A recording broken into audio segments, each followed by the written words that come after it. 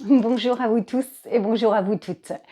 Alors, je vous ai parlé il y a quelque temps du miam aux fruits. Miam aux fruits qu'on mange au petit déjeuner, recette de France Guillain, qui l'a fait connaître et diffuser. Mais je vous avais parlé du miam aux fruits dans une optique de métaphore. En hypnose, on utilise des métaphores et vous savez que qui vous dit métaphore dit souvent histoire.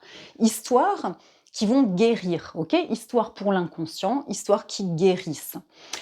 Où je donne aussi et ou, parce que c'est les 2, des, actes psychomagiques à effectuer très concrètement, comme c'est Jodorowsky qui appelle ça comme ça et en hypnose, on dit aussi des prescriptions de tâches. Ce sont des petits devoirs, ce sont des actes concrets et je ne cesse de dire à mes élèves, il faut acter dans la matière, il faut faire et donc une métaphore, c'est pas forcément des mots et une histoire qu'on raconte, même si c'est ça aussi, mais ça peut être en fait quelque chose qu'on fait faire très concrètement à la personne.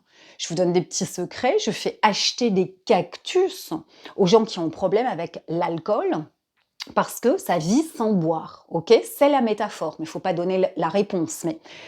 Et je vous avais dit que je vous ai parlé du miam aux fruits qu'on mange le matin au petit-déj, comme d'une métaphore de changement dans son quotidien, sa quotidienneté, sa routine, ok? Qui va amener plein de changements bien au-delà dans sa belle vie.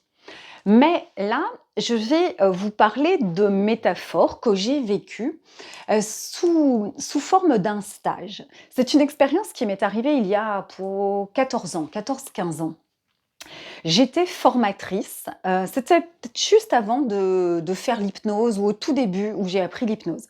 J'étais mon métier, je gagnais ma vie comme formatrice dans les entreprises, OK? Et je donnais des formations, vous savez, en prise de parole en public, communication orale et gestion des conflits, communication non violente. Et je travaillais à cette époque-là pour une, boîte de formation, petite boîte qui existe toujours et c'est des amis et qui s'appelle Correlation. Heu et dans ce contexte, Éric Faure, qui m'a beaucoup appris et à qui je dois beaucoup, avait un copain, il a toujours un ami qui s'appelle Lionel Rousseau. Lionel Rousseau, il travaille, il faisait beaucoup de choses et entre autres, il était passionné de poker et il s'est mis à prendre enfin à faire du poker, à monter une société de poker, entre autres avec, Patrick Bruel. Et en fait, ils ont conçu une formation qui s'appelait Poker et management. Parce qu'en fait, je me suis rendu compte effectivement que le poker, c'est de la PNL, c'est de l'observation. C'est incroyable. Bref, ils ont conçu cette journée de formation autour du poker avec Lionel qui est un grand expert et on a fait un galop d'essai si vous voulez. On a fait une répétition à l'italienne comme on fait au théâtre et il avait demandé pour ce faire à nous autres formateurs qui travaillons toujours régulièrement pour Corrélation de venir participer et vivre cette journée. Donc c'est dans ce contexte où j'étais venue. Alors il faut savoir que moi, le poker, j'étais la seule dans le groupe cette journée-là à n'avoir jamais joué au poker, donc à ne pas connaître la règle du jeu, n'avoir jamais pratiqué. Alors moi, je suis nulle en calcul et en mathématiques et ceux qui me connaissent, bon alors, je calcule, mon calcul mental, c'est vraiment je compte sur mes doigts et c'est dramatique. J'ai d'autres qualités, mais pas celle-là. Et donc, Lionel avait, expliqué les règles du jeu, ben, pour moi uniquement, super vite et comme il y a quand même pas mal de règles et tout, très vite, je vois bien que ça le saoulait de répéter le truc. Moi, j'avais rien retenu, rien capté, et donc la première partie de matinée, on commence à jouer et moi, c'était juste l'horreur. Je perdais, je ne savais pas, j'étais mais larguée et comme j'ai pas tellement l'habitude et ça me et j'étais et je me disais dans ma tête: «Mais qu'est-ce que je suis venue faire ici? Je perds mon temps, qu'allais-je donc faire dans cette galère?» Et en plus, ça me reviennent des vieux souvenirs de, justement, cours de maths en sixième. Je ne sais pas si ça parlera à d'autres, mais quand on commence à faire des mathématiques modernes, on appelait ça avec de l'algèbre et des petits A, B plus C au carré, etc. Et moi, au début, c'était du chinois, quoi. J'aimais larguer total, c'est parce que ça demande une faculté d'abstraction, tout, on n'est pas du tout habitué. Enfin bref, c'était des moments où j'étais, mais alors complètement larguée. Et ça me rappelle ça. Donc, super mauvais truc et tout. Puis, à l'issue de la matinée, il nous donne une sorte de grille psychologique avec des animaux et notre manière de jouer.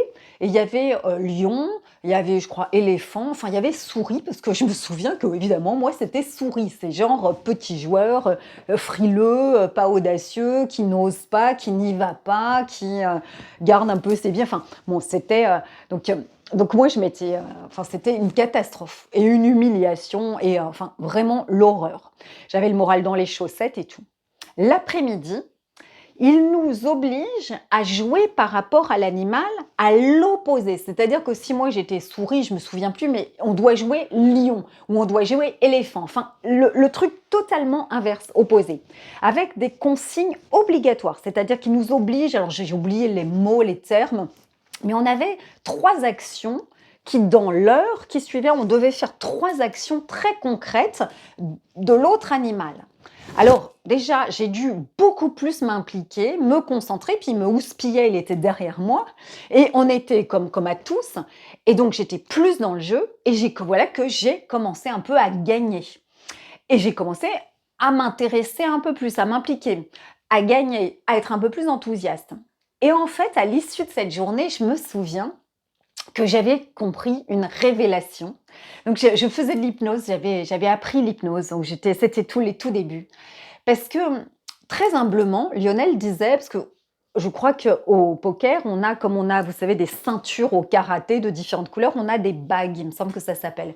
Et Lionel disait, je ne suis pas un très très grand bon joueur de poker comme Patrick et tout, il disait ça. Et en fait, et tout d'un coup, je l'arrête et je lui dis, mais on s'en fiche que tu sois pas un très grand joueur de poker parce que tu es autre chose. Et en fait, ce que tu fais, je lui dis, c'est de l'hypnose et ton jeu est une métaphore dans la vie. Et je commence à lui parler et à lui dire, c'est une métaphore pour sortir de sa zone de confort, oser, etc. Et là, je vois que presque ses yeux s'embuent, il est étonné et il me dit, c'est marrant que tu me dises ça, parce qu'ils avaient fait plusieurs galops d'essai. Ils avaient fait, c'était peut-être la 3e ou 4e journée d'essai, de test. Et en fait, il me dit, à l'issue des journées qu'on a déjà faites, j'ai eu à chaque fois quelques personnes qui ont eu des énormes changements dans leur vie. Il s'est passé des choses dans les jours qui ont suivi. Et si je vous dis par moi-même, en fait, de mon expérience, moi, à l'époque, j'ai vendu mon appartement dans les 3 jours qui ont suivi cette partie, cette journée. En fait, c'était bien au-delà. Ça nous obligeait à sortir au forceps de notre zone de confort, à faire des choses qu'on ne faisait pas. On y prenait même du plaisir et c'était très étonnant. Et en fait, c'était une vraie métaphore. Et moi, j'ai vendu mon appartement dans les 3 jours qui ont suivi, par exemple. Et d'autres. Donc, je peux vous dire que cette journée de formation était bien au-delà, une révélation et une métaphore de changement et prise de conscience pour moi, et c'était ce qu'il faisait. Et si je vous parle de ça, c'est parce que j'ai un projet dont je vous parlerai mieux dans une prochaine vidéo, mais je vais créer une formation autour du pain et de l'idée de gagner son pain, retrouver du travail autrement, gagner son pain par soi-même, travailler sur sa relation à l'abondance et s'autoriser l'abondance dans tous les sens, le succès, l'argent, mais l'abondance en amitié, l'amour, ok, la joie, peut-être la liberté à s'autoriser, l'abondance au sens large. Et de cette même manière, donc on travaillera à partir du pain, de gagner son pain, et on ira vers cette autorisation à l'abondance dans sa vie, acceptation de l'abondance dans sa vie. À bientôt, vous me suivez toujours.